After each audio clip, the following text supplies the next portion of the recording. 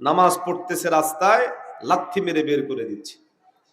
কোরবানি করার জন্য পশু কিনে এনেছে, গোটা গ্রাম রায়ট দিয়ে হামলা করে সে মুসলিম পরিবারগুলোকে মেরে ফেলা হয়েছে। একটা পাত্রের মধ্যে গোস্ত রান্না করা হচ্ছে। কেন গোস্ত রান্না করা হলো? আদৌ গরুর গোস্ত কিনা নিশ্চিত না হয়েও শুধুমাত্র গরুর গোস্ত সন্দেহ করে অনেক মুসলিমকে শহীদ করে ফেলা হয়েছে। এজন্য আমাদের বাবরি মসজিদ কান্না করে করে আমাদেরকে ডাকে যেন আবার সেখানে বাবরি মসজিদ পুনরায় স্থাপিত হয়। গোটা ভারত ও ভারতীয় মিডিয়ার মূল অপপ্রচারণার জায়গা হলো বাংলাদেশে হিন্দুদেরকে মেরে ফেলা হচ্ছে। বাংলাদেশ থেকে 3 লাখ হাতে টানা রিক্সা রওনা দিয়েছে ওদের ভারত দখল করার জন্য। মুহতারাম হাজিরিন, সময় এখন ঘুমানোর না। তো বলে হুজুর না ঘুমায় কি বসে থাকবো? সেটা বলিনি। প্রয়োজন সমপরিমাণ ঘুমাবেন, খাবেন, আনন্দ করবেন। তরুণেরা, যুবকেরা, আপনারাও আপনাদের জায়গা থেকে নিজেদের ব্যক্তিগত জীবন, আনন্দ, ফুর্তি, প্রয়োজনগুলো সারবেন। তবে একটা জিনিস মনে রাখা জরুরি, যখন আমি যে ভূখণ্ডে বসবাস করি, এই ভূখণ্ডের আশপাশ যখন শত্রুরা ঘিরে ফেলে, আমাদের নবীর সুন্নাহ হলো মদিনা শরীফে পয়গম্বর আলাইহিস সালাম যখন অবস্থান করছেন, তখন চতুর্দিক থেকে শত্রুদের বিশাল বড় বাহিনী, বহুজাতিক বাহিনী একত্রিত হয়ে মদিনা দখলের জন্য এগিয়ে এলো। সেই দিন আমাদের নবীর সাহাবায়ে কেরামরা সবার ঘুম হারাম হয়ে গিয়েছিল। সর্বোচ্চ ত্যাগ করে, সর্বোচ্চ পরিমাণ কোরবানি দিয়ে মদিনাকে তারা হেফাজত করেছেন। অতএব আমাদের এই 56,000 বর্গ মাইলের যে ভূখণ্ড, এই ভূখণ্ডটা আমাদের পূর্বসূরীরা আমাদের হাতে আমানত হিসেবে দিয়েছেন। আল্লাহ আমাদেরকে বিশেষ নিয়ামত হিসেবে দিয়েছেন। 56,000 বর্গ মাইলের এই অংশটুকু স্বাধীন সার্বভৌম হওয়ার কারণে আপনি আমি মসজিদ নির্মাণ করছি, নামাজ পড়ছি, মাদ্রাসা করছি, দর্স তাদরিসের খেদমত দিচ্ছি, খানকা করছি, পীর মাশায়েখরা তাদের পীর মুরিদির মেহনত করছেন, দাওয়াত ও তাবলীগের সাথীরা মার্কাজ করছেন, রাজনৈতিক ব্যক্তিবর্গরা তাদের রাজনৈতিক কার্যক্রম পরিচালনা করছেন, ব্যবসায়ী ভাইয়েরা স্বাধীনভাবে ব্যবসা পরিচালনা করছেন। তবে সবার মনে রাখা জরুরি, ভূখণ্ড যদি বেহাত হয়ে যায়, ভূখণ্ড যদি বেঈমানদের দখলে চলে যায়, তাহলে এই কাজগুলো করা আমাদের জন্য এত সহজ হবে না। তারা আসতে বলেন, বলে কিভাবে বললাম? এগুলা মুখস্থ কোনো কথা না বলে বাস্তবতার নিরিখে যদি চোখ খোলেন তাহলে ক্লিয়ার হয়ে যাবে। পার্শ্ববর্তী দেশ ভারত 2-1 দিন নয়, 700 বছরের অধিক সময় ধরে আমাদের হাতেই ছিল, আমাদের নেতৃত্বেই গোটা ভারতবর্ষ পরিচালিত হতো। কিন্তু সময়ের আবর্তে আজকে পরিবেশ এমন হলো, আমাদের ভাইয়েরা, আমাদের বোনেরা নামাজ পড়তে পারে না, পর্দা করতে পারে না। এগুলো আবার ভারতীয় সংবাদ মাধ্যমের মতো মুখস্থ কথা মনে করবেন না।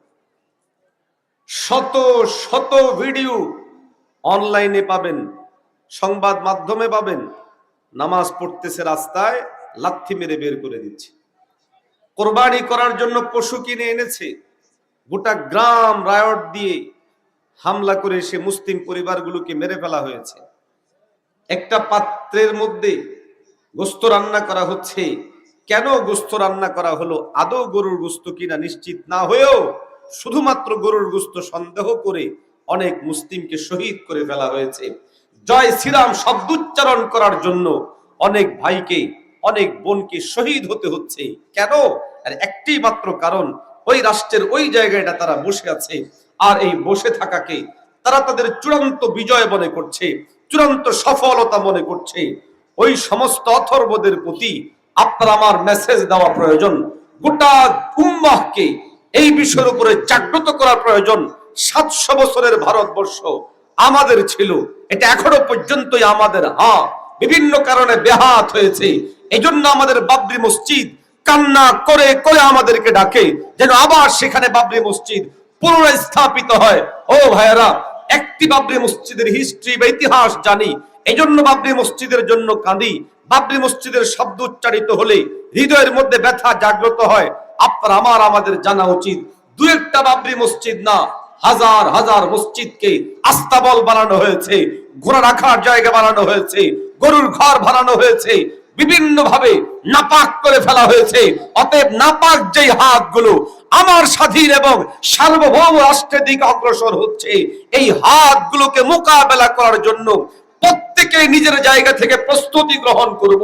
দলীয় রাজনীতির মতবাদ ভুলে যাব, ধর্ম বর্ণ ভুলে গিয়ে এই ভূখণ্ডকে মুহাফাজার জন্য আবারও একটু হাত তুলে বলেন তো, কারা কারা প্রস্তুত আছেন? একটু হাত তুলে বলেন।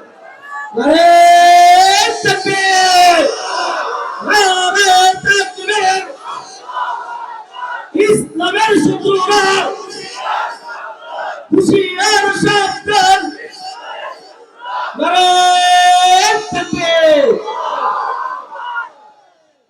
আল্লাহ হাতগুলোকে কবুল করেন। আরো জোরে বলেন আমিন। আর একটু জোরে বলেন আমিন। গোটা ভারত ও ভারতীয় মিডিয়ার মূল অপপ্রচারণার জায়গা হলো বাংলাদেশে হিন্দুদেরকে মেরে ফেলা হচ্ছে। নাউজুবিল্লাহ বললেন না? ওদের একজন পণ্ডিতের নাম হলো শুভেন্দু। কি নাম? এটাই ফির একটা নাম হবে।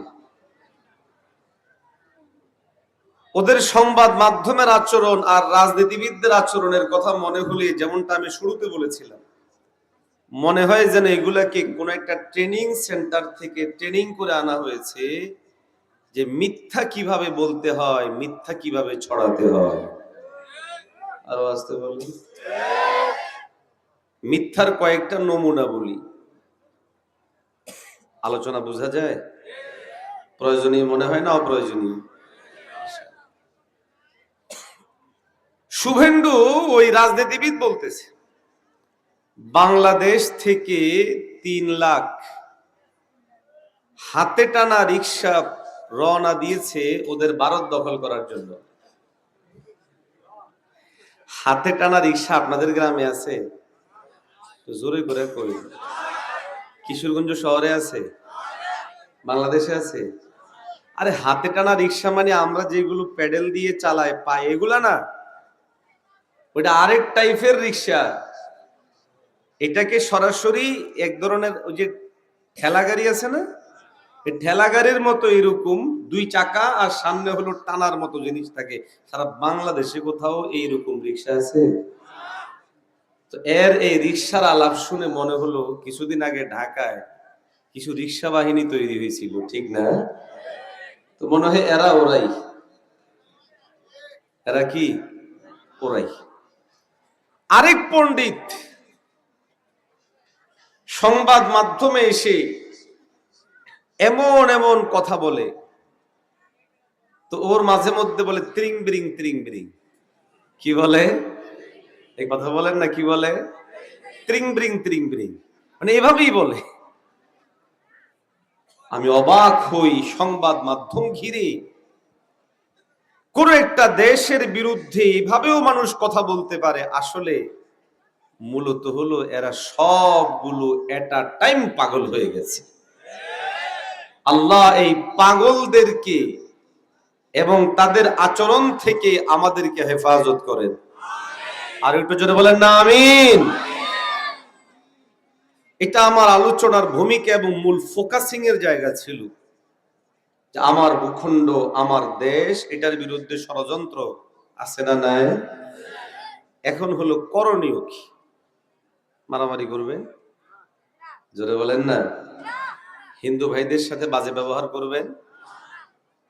যতক্ষণ পর্যন্ত পরিবেশ স্বাভাবিক, যুদ্ধ না লাগে, কিংবা আক্রমণ পাল্টা আক্রমণ শুরু না হয়, ততক্ষণ পর্যন্ত আমাদের নবীর উসওয়া এবং আদর্শ, ইসলামের উসওয়া এবং আদর্শ, এটা মেনে চলা, এটাই হলো আমাদের জন্য জরুরি। আওয়াজ দিয়ে বলে ঠিক না বলছি?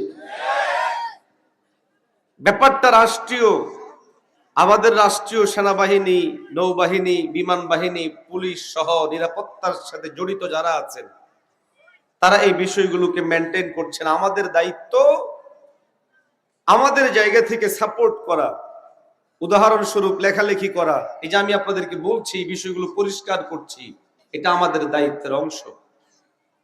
যুদ্ধের পরিবেশ তৈরি হওয়ার আগ পর্যন্ত আপনি আমি আমরা এভাবে মানসিকভাবে প্রস্তুত হওয়া, শারীরিকভাবে প্রস্তুত হওয়া, সামগ্রিকভাবে নিজের দেশের হেফাজতের জন্য মানসিকভাবে প্রস্তুত হওয়া, এটা আমাদের জন্য জিম্মাদারি।